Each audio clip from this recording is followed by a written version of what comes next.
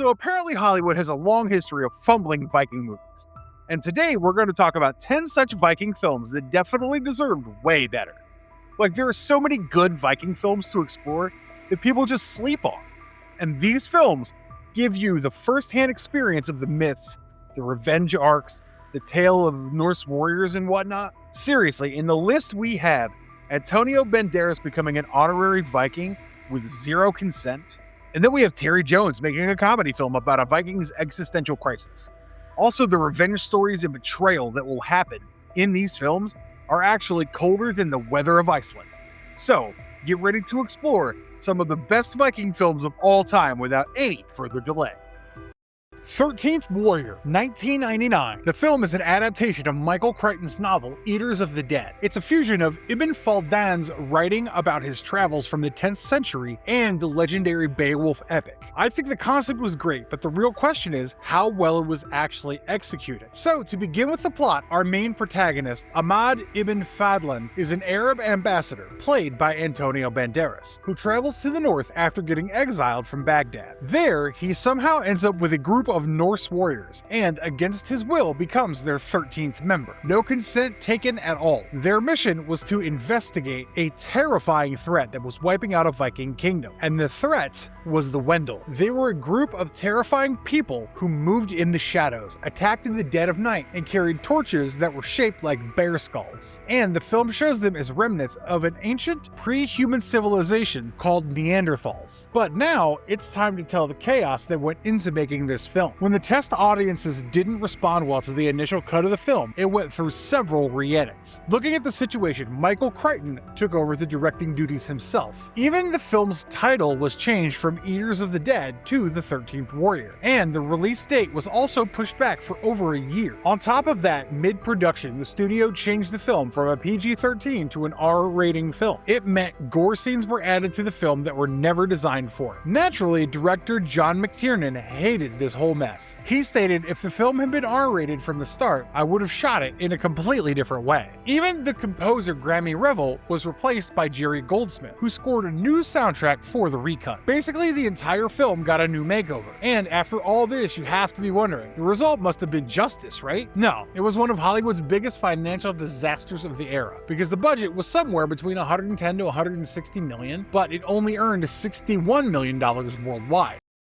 Erik the Viking is a comedy film written and directed by Terry Jones, and it gives off a very similar vibe to Monty Python. Maybe because both the films share the same writer and director. Anyway, let me take you directly to the plot. Erik, our Viking, is played by Tim Robbins, who's literally sick of raiding and violence. Then, during a raid, he accidentally kills a woman, and he suffers so much guilt for it that he realizes he needs all of this to stop. So, he decides to assemble a crew and sail to Asgard to give a petition to the gods to end the Age of Ragnarok. But Halfdan the Black, aka the local warlord, played by John Cleese, doesn't want the war or violence to stop because he earns wealth from it. It's a great satirical way to show how capitalism actually works. In fact, before Tim Robbins became our heir, the role was offered to many others, like Tom Hulce, the star of Amadeus, who was originally cast as Erik, but he stepped away to focus on stage work. Also, according to Michael Palin's diaries, Jones even approached Nicolas Cage for the role. John Cleese only joined as a personal favorite of Jones and replaced Jack Lemmon on a very short notice. The film was also the debut feature of Samantha Bond, who later became the iconic Miss Moneypenny in the Bond franchise. But unfortunately, Jones was unhappy with the finished film and later supervised a re-edit with his son Bill. The film was later trimmed from 107 minutes down to 75 minutes. Unlike the original cut, the re-edited shorter version of this film genuinely flowed better. And most importantly, the film captures an interesting side of the Viking society, like how these warriors constantly see glory in the battles they fight, but deep down they quietly long for peace. Not just that, a huge amount of attention is paid to the costumes and production design to make the film as historically accurate as possible. And honestly, I feel that's what makes this film 10 times better.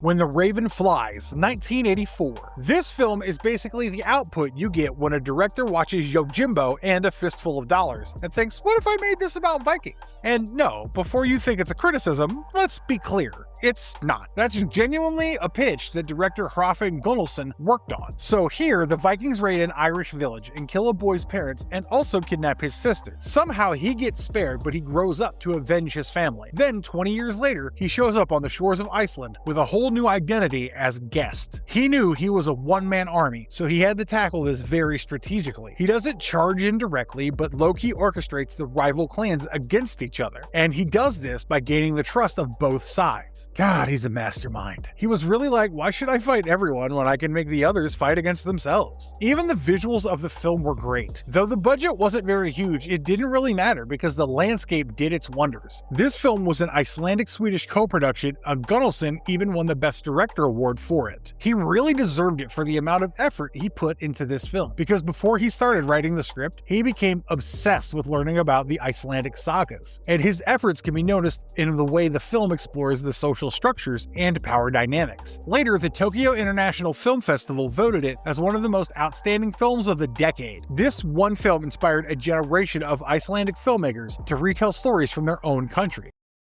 Utlaginn, 1981. So I have another Icelandic film for you, which is so criminally underrated that I personally take offense on its behalf. The title Utlaginn translates to outlaw and is actually considered to be the closest adaptation of the Icelandic saga. Directed by August Guðmundsson. It's about the Gisla saga, which existed roughly around 940 and 980 AD. In this film, there are Gisli and his brother Porkul, and his brother-in-law Progrimir, and his friend Vestine. They try to form a blood brotherhood to bind their families together, but Progrimir refuses to include Vestine in the pact, as he technically isn't within their family tree. That one refusal leads to immense resentment and creates unnecessary suspicions. It forces him to spend years being hunted across the Icelandic lands, but the outcome was far more destructive, which ultimately caused a series of murder, betrayal, and the ruling of Gisli as an outlaw. For me, this film's more fascinating because it doesn't romanticize any of it, and it shows the real intensity of the betrayal. The cast was phenomenal in the way they portrayed how living in a dysfunctional society cost good-hearted people. In the name of honor, they somehow forget the strength of friendship and overnight became each other's nemesis. This is a wonderfully crafted story that deserved to be nominated at the 54th Academy Awards when they entered it for the Best Foreign Language Film category. But it's fine. Sometimes you don't need nominations and awards to appreciate a masterpiece.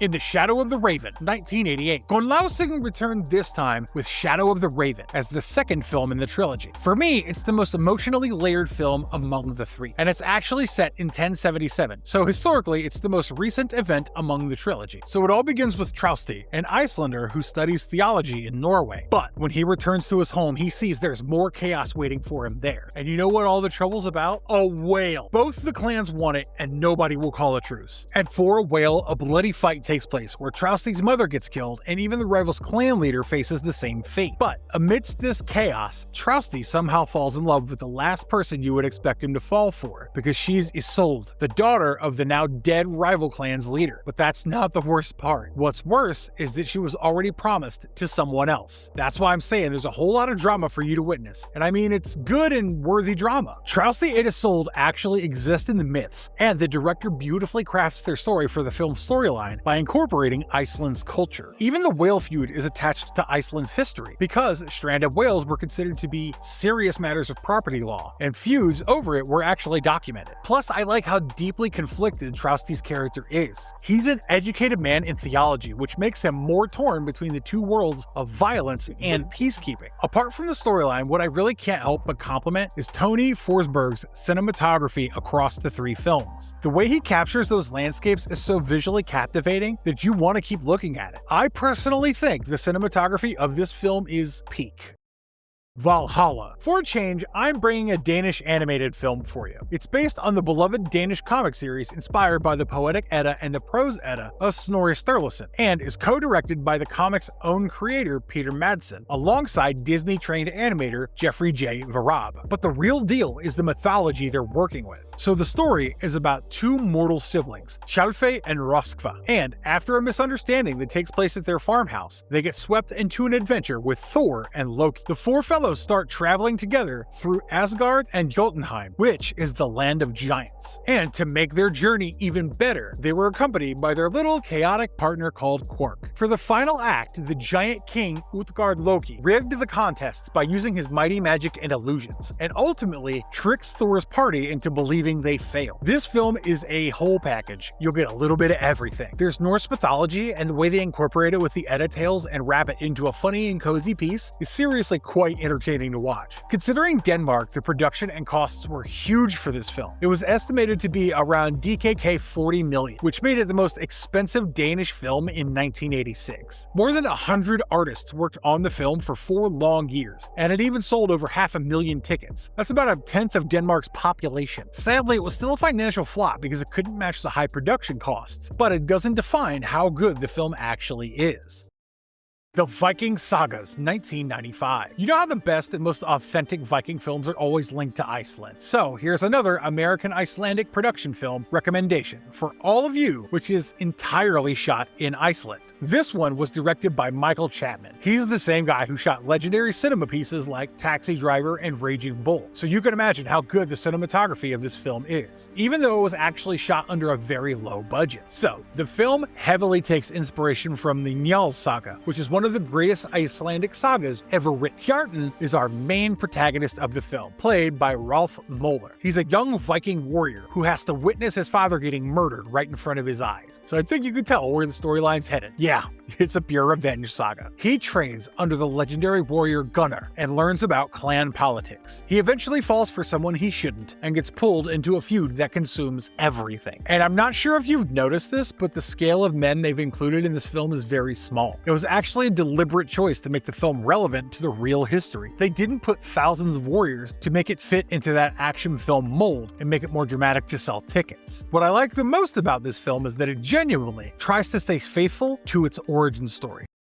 The White Viking, 1991. This film was the final chapter in Hrafn Gunnlaugsson's Raven trilogy. In the film, when the Raven flies, we saw a more lean and revenge-focused plot, but The White Viking was much more indulged in politics, spirituality, and geography, and that's what makes the plot so intense. So the plot is set in 10th century Norway, and Oscar, our main protagonist, was the son of a powerful chieftain. He asked him to go to Iceland and forcibly convert people to Christianity, and if he refused to do that, then Embla would die. The audacity of this king seriously ticks me off. Poor Asker went for this impossible mission for the love of his life. The film is well known for realistically portraying the year 999 and showing the exact brutality of the gospel spreading at sword point throughout Iceland and Norway. Also, it openly addressed the collision between Norse advancing paganism and Christianity. The director even released a longer version of the director's cut called Embla in 2007, which enriched the story's complexity even more, basically what was lost in the theatrical cut. The actress Maria Bonnevie, who played Embla, was just 16 years old during the filming, but later she became one of Scandinavia's most respected actresses. With The White Viking, the trilogy came too, but it truly remains one of the most memorable Viking trilogies.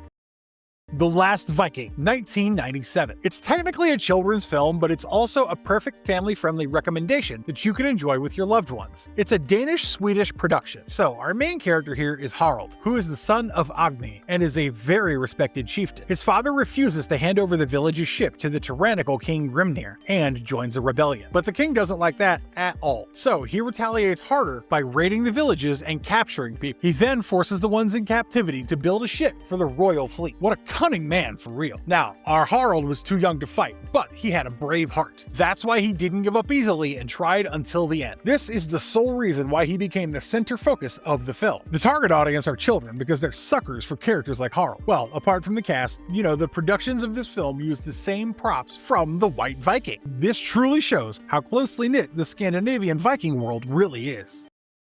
Prince Valiant, 1997. And we close our list today with an Irish, British, and German sword and sorcery adventure-based film, which is loosely based on Hal Foster's legendary newspaper comic strip. Here, young Squire Valiant disguises himself as Sir Gawain to escort Princess Eileen home to her kingdom from Camelot. Meanwhile, King Arthur's wicked sorceress sister Morgan Le Fay convinces the Viking warlord Slagan of Thule to steal Arthur's magical sword known as Excalibur. And it turns out Valiant is actually the rightful heir to Thule's throne, which makes the whole thing extremely personal. Now he has a lot to accomplish, like fight Morgan and her allies, then retrieve the king's sword and return to the destiny that awaits for him. I say it's not just the plot, but the cast list for the film is elite as well, especially for a $20 million independent production film starring artists like Stephen Moyer, Katherine Heigl, Thomas Kretschmann, Joanna Lumley, and Edward Fox. It's quite a huge deal. The Vikings here are the antagonists who scheme and raid according to the Arthurian tradition, and some of the scenes were directly incorporated from Foster's original comic strip. Now, here's the part where I tell you what went wrong with the film. So, German producers decided to remove two major storylines: every religious aspect, and most importantly, the actual humor of the film, without the film's director, aka Anthony Hitchcock's, knowledge, and they completely sidelined him in the process. So what you'll be watching is definitely good, but also a heavily compromised version of someone else's vision. But honestly, the cast is fantastic. Joanna Lumley seriously has a blast playing Morgan Le Fay, and Ron Perlman is interesting as well. Let me know what you think about these films and rate them in the comments below. Also, don't forget to tell me which Viking film's your favorite. Before you leave, don't forget to like the channel and subscribe, and make sure to ring that bell icon so that you don't miss future videos from us. Stay safe, be good, and as always, stay marvelous.